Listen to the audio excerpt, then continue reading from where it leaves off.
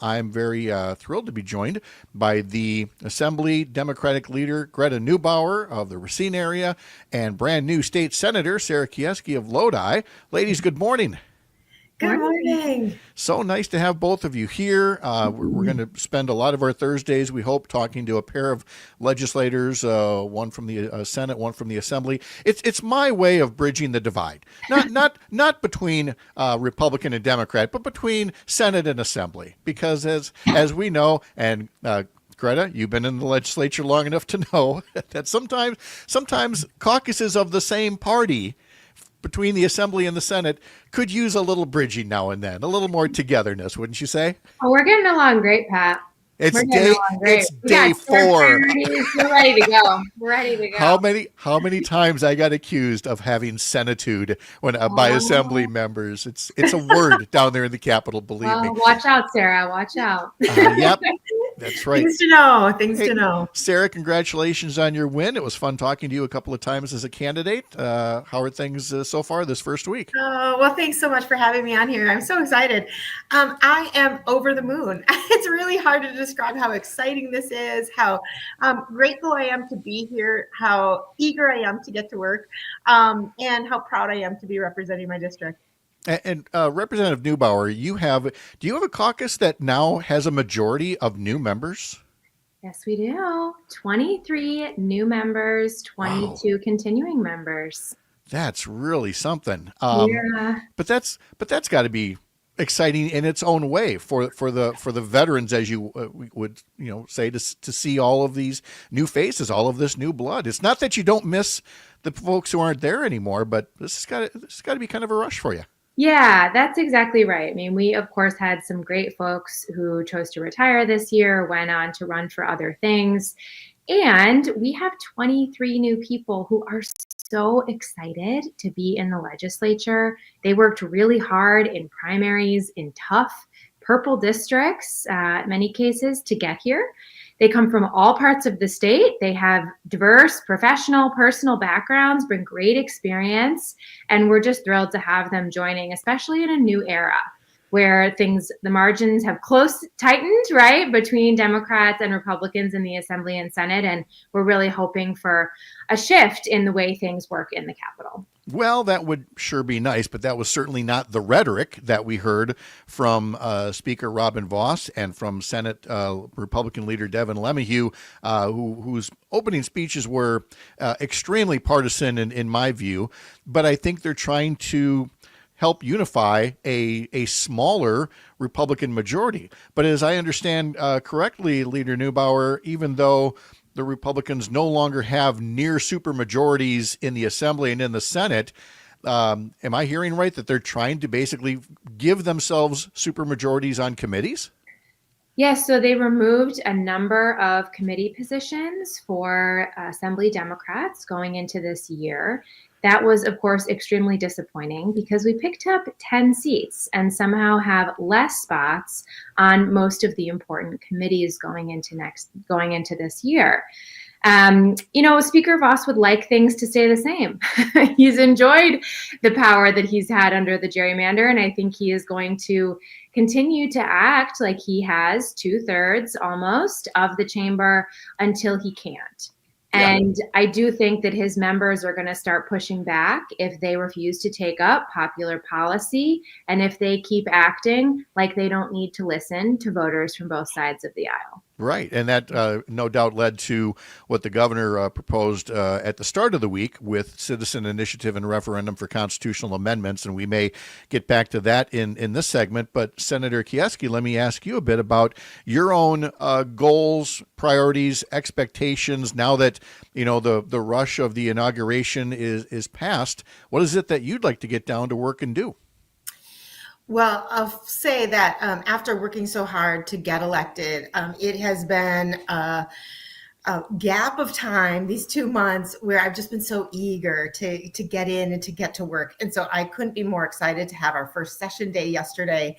And I will continue to advocate for the things that have been my priorities along the campaign trail, including K-12, public education, our rural communities, and of course, mental health, because I'm a mental health provider, and that's been a primary focus of mine for my whole adult life. I've been honored to be put on the committees for mental health, substance abuse, and families, for agriculture, and for education. And so my goal is to be a really active member on each of those committees, to learn all I can, and to be a voice of hopefully some compromise, some change, and some advocacy for things that we really need to see happen and that we heard at each of the doors. Oftentimes, one of these issues was commonplace when I worked all across the district. I was going to say, it wasn't just, if you weren't hearing about a specific issue, you were hearing the specific message of working together better, I'm sure. Oh, constantly. I mean, one of the things that was pivotal for people that wanted to vote, they wanted to see a change. They wanted to see people work together. They wanted to see us get things done. And I'll be honest, that's one of the things that, I've lived my life being very proactive. And I've been a busy person. I have 6 kids. I've managed jobs, multiple jobs at the same time. And so all I want to do is be productive. And it's been disappointing a bit to see some of the barriers to that productivity, starting out, even including like the schedule that we were supposed to vote in. I voted against because we don't work nearly enough in the second year of our term because of the upcoming elections each 2 years. And so I'm hopeful, again, to get to work and to be listening to and fulfilling my obligation to my constituents, which is work hard, work together, get things done. Exactly. The working hard part appeared to be missing from that schedule, Representative Neubauer, that so many Democrats did vote against it because we have joked in past years, in 2024, 2022, 2020, about Republicans putting the legislature on roughly a 9-month paid vacation. They just went ahead and baked that into the calendar for 2026, didn't they? Yeah, absolutely. And we have a member who has served in the assembly for quite some time, Chris Zanicki, who reminded us that they used to legislate into May. And since I've been here, it's pretty much February. We're done with our work in the Capitol and everybody is back home campaigning. And really, that's not how the legislature is supposed to work. We're paid full time for 2 years. And often at the end of session in February, we're rushing through over 100 bills, not able to really give them real consideration. And of course, there are new challenges that come up. So we should work harder. We should work more days. We should work longer into the second year. We got elected to do a job, and we should do it. Yeah, because again, it's a full-time salary, and yet from the cuts that we played in our last hour, from Representative Snodgrass, from Senator Smith, from Senator Royce, what they chose to work on for day 2 and day 3 was ramming through this constitutional amendment on voter ID. So we already heard a couple of sound bites about it, Representative Neubauer, but I want you to weigh in as well that of all the things that Republicans could have worked on, this was one of the first things on the docket. Yeah, I'll note, Sarah just mentioned, there are a lot of issues that came up on the campaign trail. I knocked on doors in my own district. I knocked on doors in every competitive assembly district over the last year. And you know what I didn't hear one time? I want you to take that state law on voter ID and put that into the Wisconsin Constitution. I heard about addressing costs for working families, about education, the environment, supporting our kids and our elderly folks, right? There are a lot of important issues that the people of Wisconsin have asked us to address. This is just not one of them. No, and I understand the timeline. They want to rush this through and get this on the April ballot when there's also the state Supreme Court election, the state superintendent election, and everything else. But again, it just says so much about the priorities. Senator Keyeski, let me ask you, and it's one thing to talk to leadership, and you understand why leadership sets the agendas that they set. But then there's the rank and file members, and I wonder if already in these early phases, have you struck up some conversations? I won't say friendships because it's still early, but some conversations with some of your Republican colleagues that you think might lead to some of these, bipartisan initiatives. Well, let me say I have introduced myself to them and extended a hand. I also had a meeting with the assembly member that is a Republican in my district, along with, of course, knowing the other two assembly members that are Democrats and working well with them. His name is Tony Kurtz, and we had a meeting in my office. Again, really wanting to start off with the foot of bipartisanship, asking that he and I can work together. We have the same constituents. We want to do good work. I believe that that's why he's in the legislature too. And so I asked that whatever his priorities are, share them with me. Let's make sure that we work together as much as we possibly can. I understand we will disagree on some things, but we certainly can agree on much more than we disagree on. And my hope is that he takes me at my word and will work really hard to keep our offices in connection.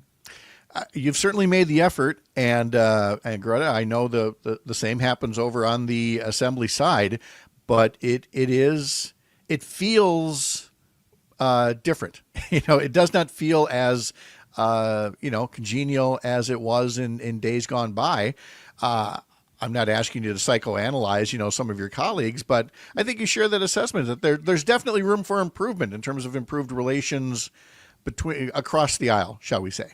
Yeah, absolutely. And I think the reality is that we just picked up a lot of seats, right? We got fair maps in Wisconsin, which many of us have been working on for a decade. And it changed things in the legislature. We've got a lot more people who are in very competitive districts, both Democrats and Republicans, who have to look over both shoulders, be responsive to their constituents. Republicans aren't really happy about this new reality. I hope that they will settle in. I hope that they will remember that they are sent here by their constituents to work hard on their behalf and to get things done, right, to address the pressing challenges facing the state of Wisconsin. But I think everyone is getting used to a new status quo of a closer legislature, a more accountable legislature, and not everybody's happy about that. No, but there are things that you're going to have to jump into with the budget. There's certainly going to be discussion about a tax cut, how you tailor it exactly to the middle class. Maybe that can be a win-win. Maybe not so much Badger Care, Medicaid expansion, but maybe at least postpartum expansion. One would hope. One would hope. Maybe special education funding, that disparity between voucher schools and public schools. What we're trying to let people know is there's definitely room there for some win-wins if some more of your colleagues are willing to not march in lockstep. Absolutely. And we've seen that, right? We've seen those Republican members out on the campaign trail talking about those same issues. My opponent had postpartum on a mailer. So I hope that those members will push back against their leadership and will make clear that their constituents want them to pass popular policy that will improve their lives. Well, keep the welcome mat out for them, that they're always welcome to talk with you and potentially vote with you on things that, again, the vast majority of Wisconsinites want. Democratic Leader Greta Neubauer from the Assembly, new State Senator Sarah Keyeski. Thank you both so much. Great to talk to you. Take care now. Thank you.